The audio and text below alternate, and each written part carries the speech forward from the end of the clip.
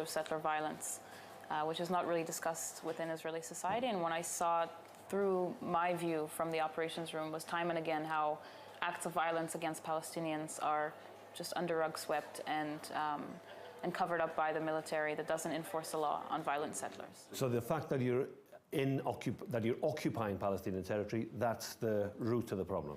There cannot be an occupation that will be moral or that will conduct itself in a good way. It's the problem is inherent in the mission, and the mission is occupying people without them having rights and dignity, and without them choosing to be under this control.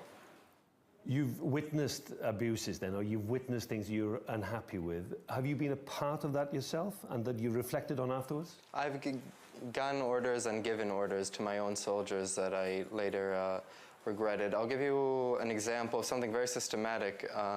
There were a couple of times where my commanders gave us a box of flashbang grenades, and they just told us to start throwing them out of the driving car. When I asked why, they told us to make the Palestinians understand who owns this place.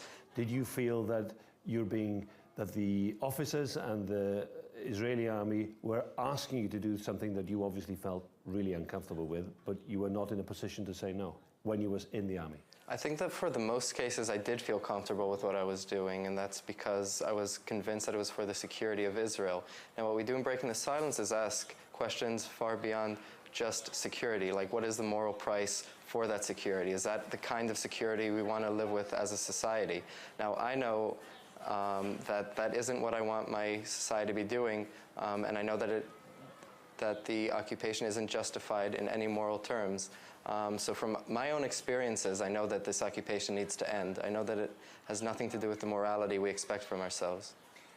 Finally, is that likely to happen, the occupation ends? Because from the outside at least, and when you listen to Palestinians, they feel that the politics and society in Israel is becoming more and more right-wing. Inevitably, it will end because, like all other, oppressive regimes and undemocratic regimes, they fail to sustain, be sustainable. And I think deeply, as long as Palestinians don't have security, we're not going to have security as well.